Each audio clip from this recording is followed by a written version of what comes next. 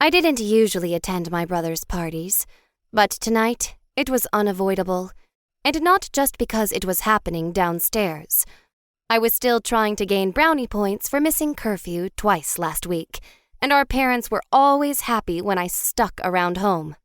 If I wanted my phone back earlier than my grounding permitted, doing whatever I must to make them happy was my objective. Okay, fine. You want total honesty? No one twisted my arm to be here. It didn't take much convincing to attend a high school party full of people who were not my friends when I knew Josh's best friend would be in attendance. Max.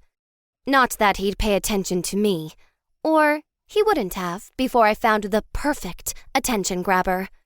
I've never known how to do anything halfway, so when I found out my brother was throwing a costume Christmas party to kick off winter break, I did what any self-respecting theater nerd would do.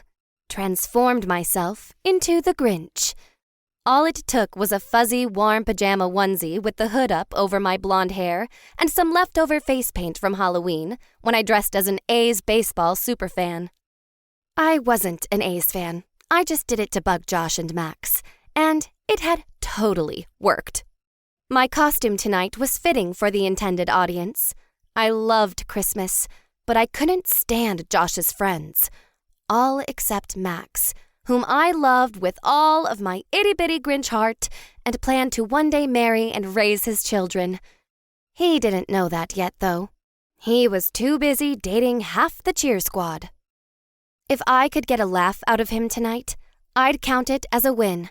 If I snuck in a quick Christmas kiss, I wouldn't complain about that either. There was a 2% chance of that happening, but a girl could dream.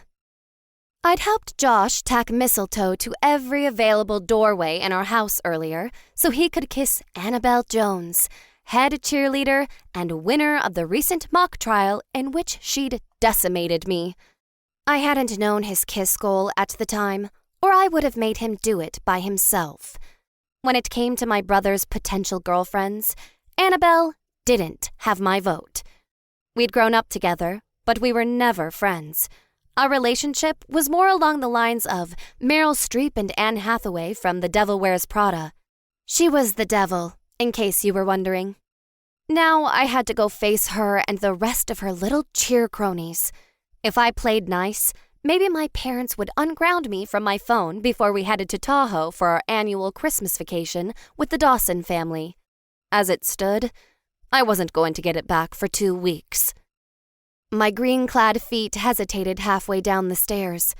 Campy Christmas music bumped in the living room, punctuated by girls giggling and macho males trying to impress them. I tried to roll my eyes, but my skin was tight from the dried green face paint. I talked a big game, but Josh's friends were pretty intimidating. Besides the fact that most of them wouldn't want me there, of course. I drew in a breath and pretended I was walking on stage for a role. Really, I was walking into the dimly lit kitchen in my Grinch pajama onesie and swiping a taquito from the cookie sheet resting on the stove. This green face paint was edible, right? When I spun away from the stove, I froze. From this vantage point, hanging back in the near dark, I couldn't see anyone, but I could hear one voice around the corner where the party was happening, and I knew it well.